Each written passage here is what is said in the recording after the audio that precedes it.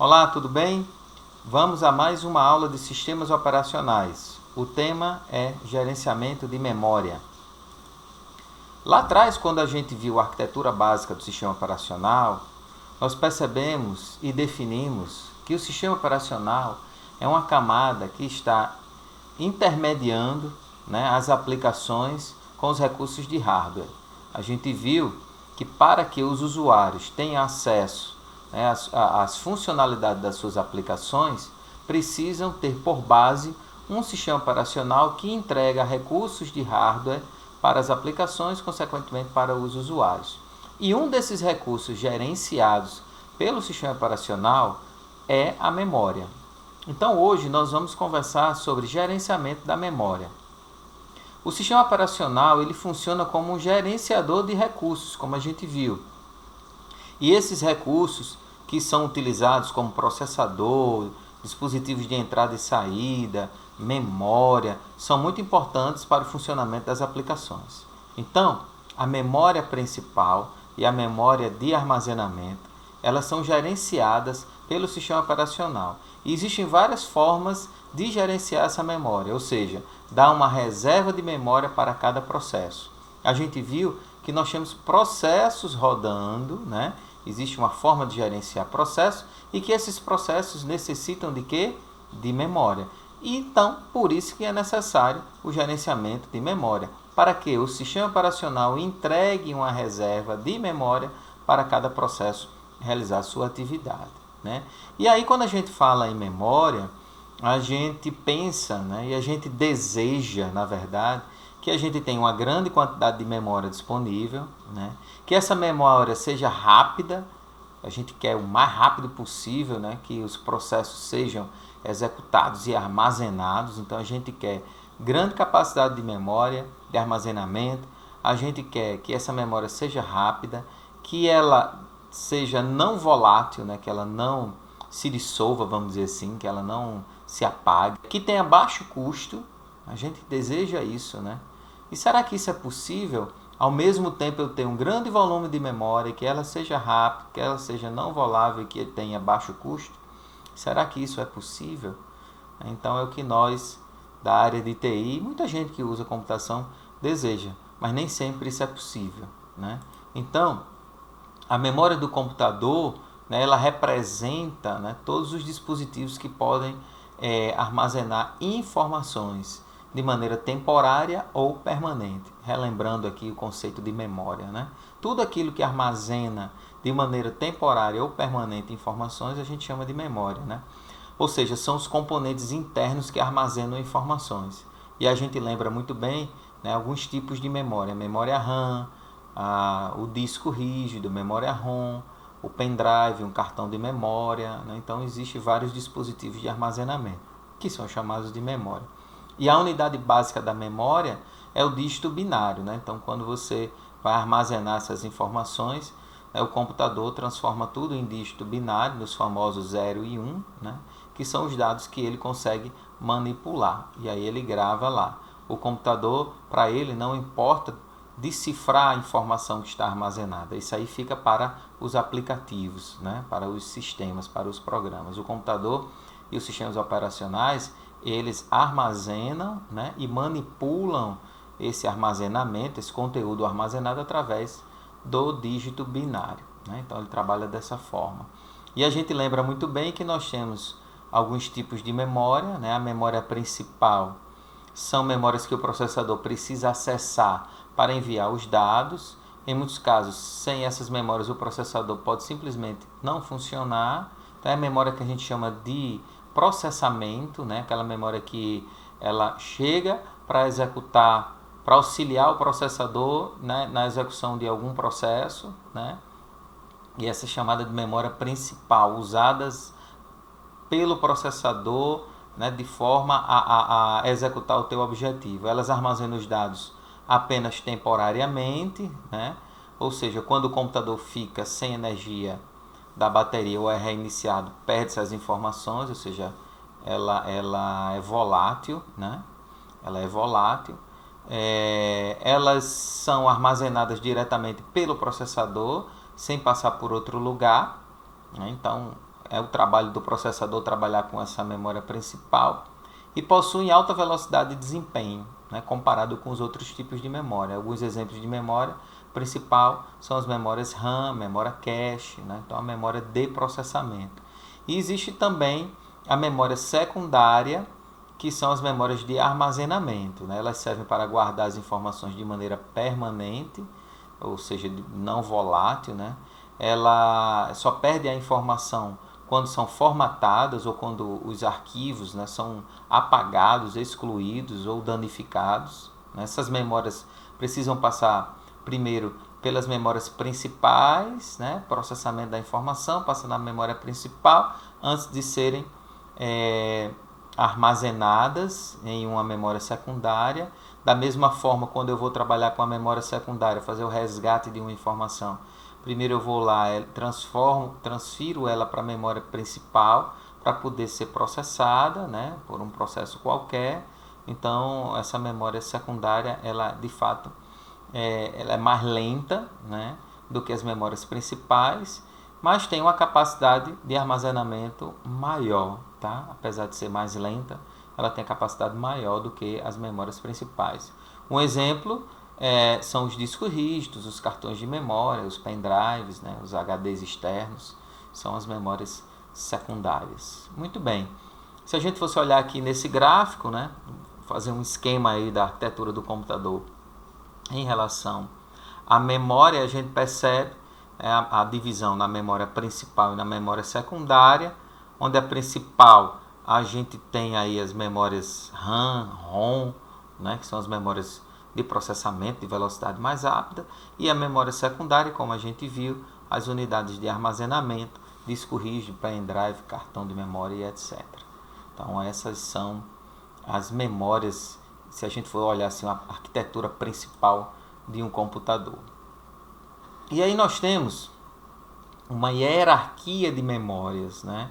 E essa hierarquia diz o seguinte: na base da pirâmide nós temos aquelas memórias que têm um baixo custo, uma baixa velocidade, uma alta capacidade de armazenamento.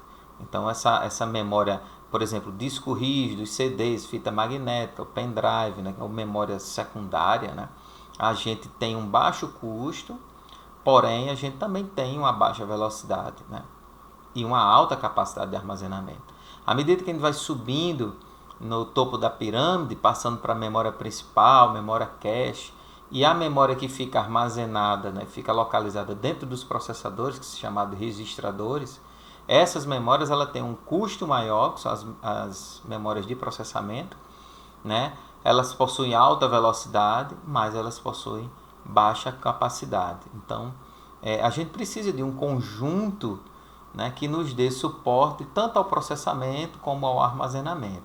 Então, essa hierarquia de memória obedece, né, essa pirâmide, onde lá no topo nós temos as de baixa capacidade, porém de alta velocidade e alto custo, e na base as memórias de baixa velocidade, de baixo custo, mas de alta capacidade de armazenamento.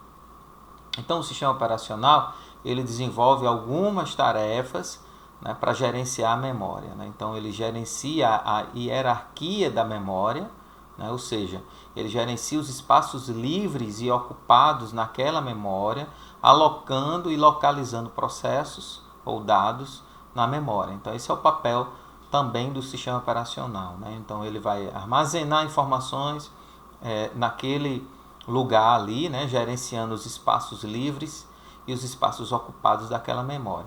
Também ele pode alocar e liberar espaço da memória, né? Ele aloca a memória aos processos quando os processos necessitam de memória e libera quando o processo termina. Então esse é o papel, ou são as tarefas do gerenciador de memória, tá? Como também controlar as partes que não estão em uso. Então, também é a atividade do gerenciador de memória do sistema operacional controlar aquilo que não está em uso. Por quê? Porque aquilo que não está sendo usado agora poderá ser utilizado por outro processo mais na frente. Então, eu preciso gerenciar também esses espaços que não estão sendo usados no momento.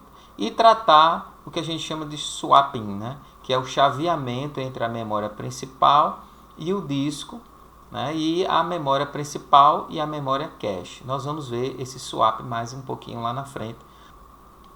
Bom, e aí existem algumas formas de gerenciar essa memória, né? Existem a maneira assim, bem antiga, na monoprogramação, né? Onde nós temos aqui na figura 1, né, que foi utilizado esse esquema onde eu tenho, quando eu ligo o computador, né, o sistema operacional ele vai ser ativado para a RAM, né, isso aqui, e aí eu tenho uma faixa de memória para o usuário, para os programas, né, isso foi muito utilizado em computadores de grande porte e mini computadores, mas não é mais utilizado esse esquema aqui, né, essa arquitetura de armazenamento e processamento.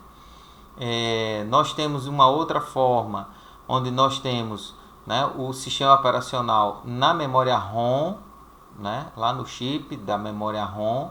Ele não é carregado para a memória RAM, ele é carregado na memória ROM. E aí eu tenho outra parte dos programas de usuário, né, muito utilizado nos palm tops, né, em dispositivos como tablets, né, que tem sistemas embarcados, inclusive. Fica gravado lá na memória RAM. Né, e eu tenho lá, fazendo parte dos primeiros computadores pessoais, né, o sistema MS-DOS na época, né, onde eu tenho o sistema operacional carregado na memória RAM, quando é ligado ao computador. Eu tenho uma parte reservada para os usuários e outros que são os drives dos dispositivos, né, do funcionamento dos dispositivos, gravado em cada memória ROM dessa placa, né, desses dispositivos ou da placa-mãe, fazendo esse conjunto, né, memória ROM, memória RAM e programas dos usuários. Então, isso aqui na época da monoprogramação. Já na multiprogramação, né, que tem a característica de vários computadores que compartilham uma única CPU e uma única memória, né, multiprogramação, vários computadores compartilhando CPU e memória, né.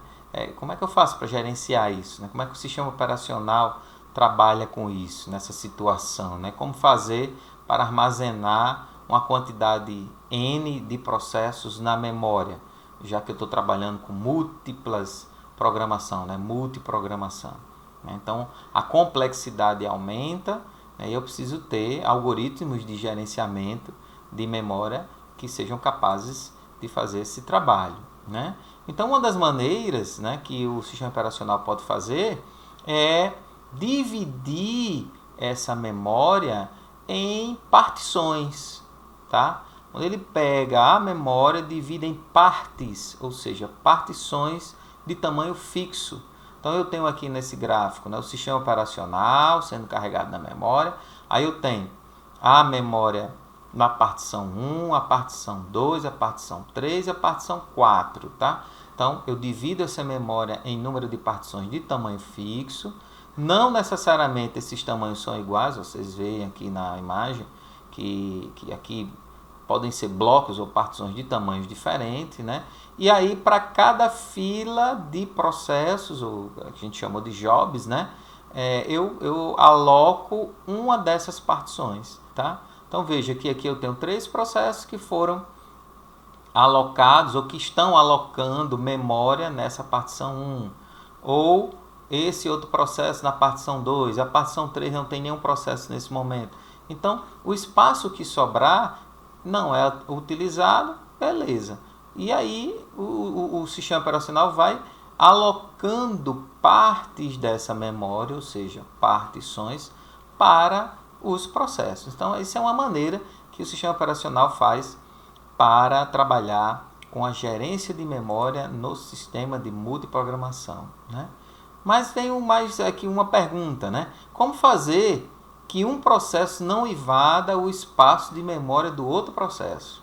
Né? Como é que eu faço isso? Então, o gerenciador ele vai fazer um cálculo dizendo, olha, vai ter que iniciar aqui nesse endereço e terminar no máximo aqui nesse outro endereço. Dali para frente é espaço de memória de outro processo. Tá? Então, ele utiliza os registradores base e limite, ou seja, a base e o limite, a base e o topo, né, da memória interna do computador, para que ele possa trabalhar. Então vamos ver aqui um exemplo disso. Imagine que um processo ou um programa, né, ele precise de 40K para poder executar o teu objetivo, né? Então ele foi armazenado inicialmente no endereço 20 da memória principal e ele não pode invadir outra área. Então ele pode ir até aonde, né? Então ele vai lá e usa esses dois registradores.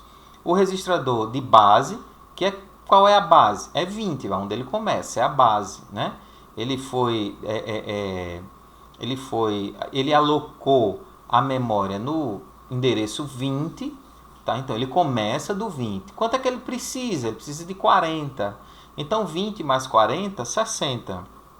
Então para esse processo, ele tem do ponto 20 até o 60 para usar da memória, né? Então esse endereço de 20 a 60 é o espaço que ele tem. E é suficiente? É, porque ele precisa de 40K para rodar, né? Então o limite dele será 60 e a base será 20. Então é mais ou menos assim, né? Uma das maneiras que o sistema operacional, ele gerencia a memória para dizer, olha, você vai daqui até aqui.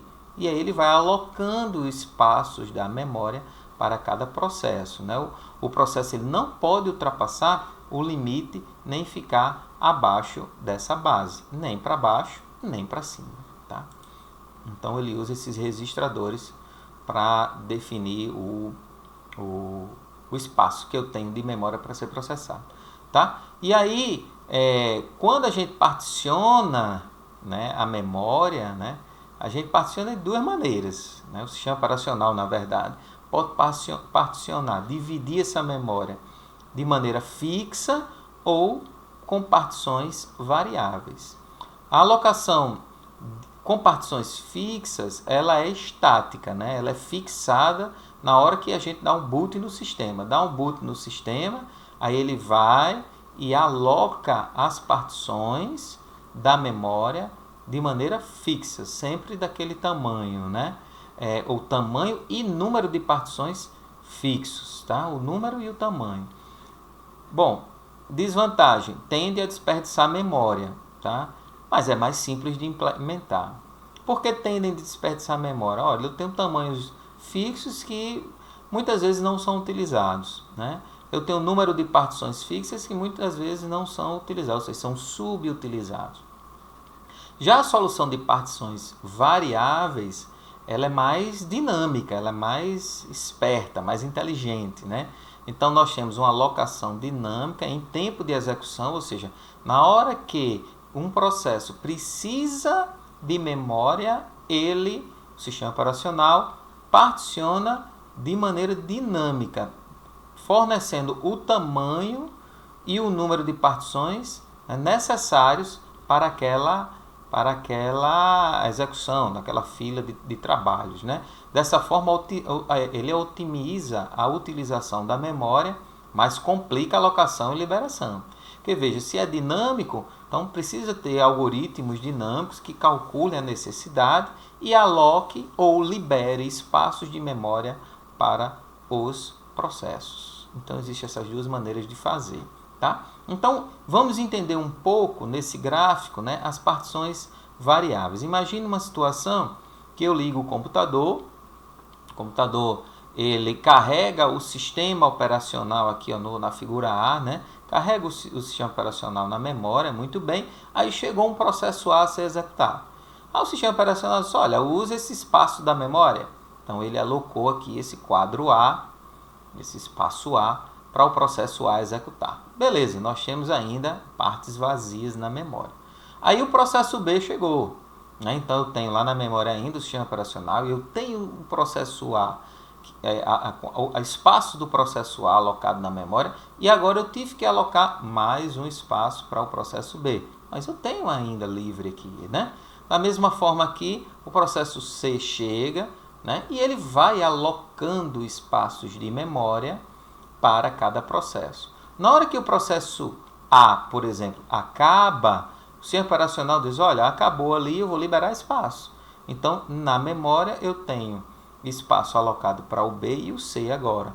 Aquele espaço que ficou liberado, que era do processo A, ele poderá ser alocado a um novo processo, desde que esse processo caiba naquele espaço ali, né? Então, o que acontece? O processo D chegou, era menor no espaço, ele, opa, vou jogar aqui. Então, ele reservou aquele espaço para o processo D, né? E aí, mais uma vez, o processo B acaba, então ele liberou mais espaço. Aí eu precisei retornar com o processo A. Opa, ele cabe nesse espaço? Cabe. Então, ele já aloca novamente um novo espaço. Aí veja, a base agora é diferente, o topo agora é outro, para o processo A ser executado. Então, de maneira dinâmica, né, de maneira variável, eu posso estar particionando, ou seja, dividindo essa memória, né, para os processos de maneira dinâmica. Essa é a maneira mais inteligente. À medida que o tempo passa, os processos vão chegando, o gerenciador de memória vai observando o que ele tem das fatias para distribuir e vai distribuindo, tá? E aí nós temos também, né, essa troca da memória, né, alocação. Aí pega uma informação que está na memória do disco, leva para a memória principal para poder ser processado e vice-versa, né? Essa troca, esse chaveamento de processos de processos entre a memória e o disco, por exemplo, entre a memória principal e uma memória secundária, por exemplo, ou seja, essa troca, né, de uma memória para outra é chamada de swapping, né? Então, a área de swap é o espaço que não está sendo utilizado pelo processamento. E o swapping é exatamente essa troca, né, essas permutas entre as memórias. Aí nós temos o swap out da memória para o disco para a área de swap, e nós temos o swap in do disco para a memória, tá? Então, nós chegamos ao fim da aula de hoje. Na próxima aula nós vamos continuar ainda com o assunto de memória, tá bom? Até a próxima semana. Tchau, tchau.